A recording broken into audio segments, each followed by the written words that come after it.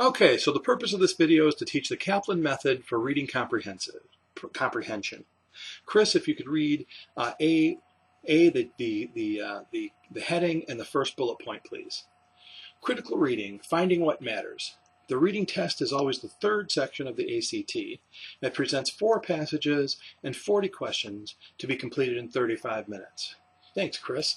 So if you only got 35 minutes to do 40 questions, you don't got a lot of time. So you got to blow through this quickly. You don't have time to reread the paragraph over and over again like a lot of students make the mistake of doing. So we'll teach you to write something called a passage map so that you can quickly reference the key ideas and important information in each paragraph without having to reread it a bunch of times. So Craig, if you could read bullet point number 2. The passage spans 4 genres, and those 4 genres are, do you remember what the 4 genres are? They are natural science, prose fiction, social studies, and humanities. So the 4 genres, please get these down in your notes: natural science, prose fiction, social studies, and humanities. And Nathaniel, if you could read the next bullet point. Regardless of the topic, passages on the ACT can be dense and even boring. What makes reading these passages different from reading a magazine or your favorite book? So what's the difference of reading things on the ACT and reading your favorite magazine or book? Well, okay, they're boring. That's one thing, of course. But the other thing is that you're reading actively to answer questions, and you're trying to engage the reading.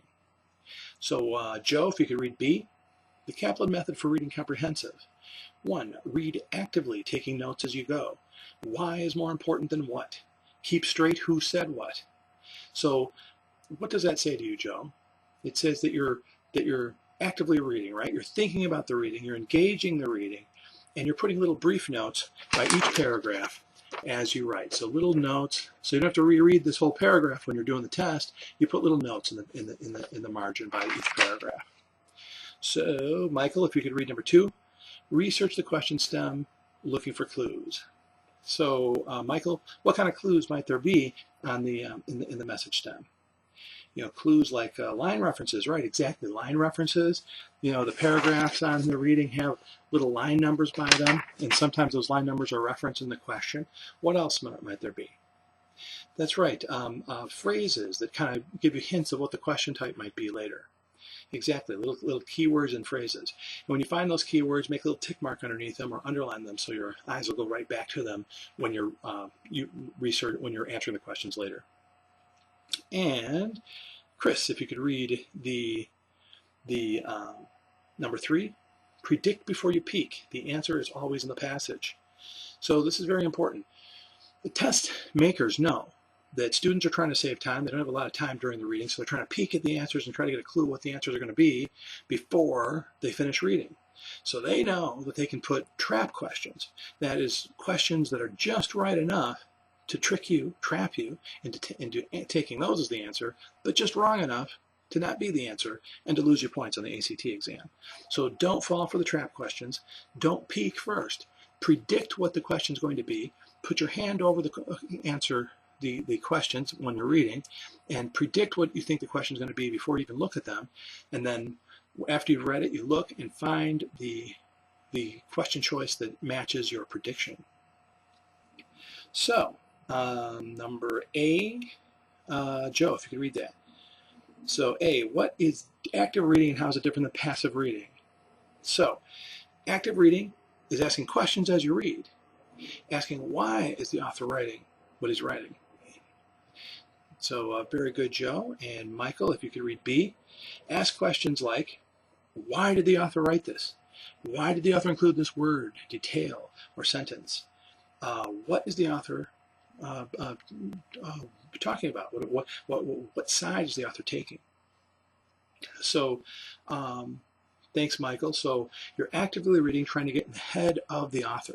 The test makers are trying to get in the head of the test takers.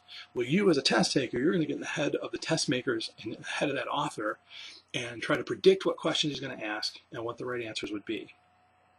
So Chris, if you could read C and all 5 things afterwards. What's important in a passage? 1, the why or the main idea. 2, the topic sentence or main idea of each paragraph. 3, keywords, relationship words like but, however, like, for example, and similarly. Opinions, keep straight who said what. And 5, the author's tone and purpose. So, what's important in this question in the passages, Chris? It would be, why is the author writing this? Why did he pick this word? Why did he include the paragraph? Why did he write it the way he is? What is tone? Is he for or against the topic he's writing about? And opinions, keep straight who said what, whose opinion is what. That's a common question. And then underline and look at little keywords like but, for example, similarly, however. Those are words that are kind of clues that something important is coming after. And Joe, if you could read passage map, the last thing about passage map. Passage map is a collection of brief notes and markings created as you read actively. So as we're reading, we're going to make something called a passage map with quick little notes, because you don't have a lot of time. You only got 35 minutes. So little 1, 2, 3, 4 word sentences about each paragraph, the main idea, keywords, opinions, things that you think are going to be important later when you're answering the question. It's called a passage map along the side. And finally, Michael, if you could read the tip at the bottom. Tip, don't just read with your eyes, but read with your pencil. Take notes as you go and ask questions. So we're actively reading, scrawling little notes on the side of the paragraph, so we don't have to reread the whole paragraph when we're answering the question. We just read our passage map, and that tips us to exactly what's important and to the right answer on the ACT exam question types. So now that you know these methods and strategies, let's try them out on a fun passage.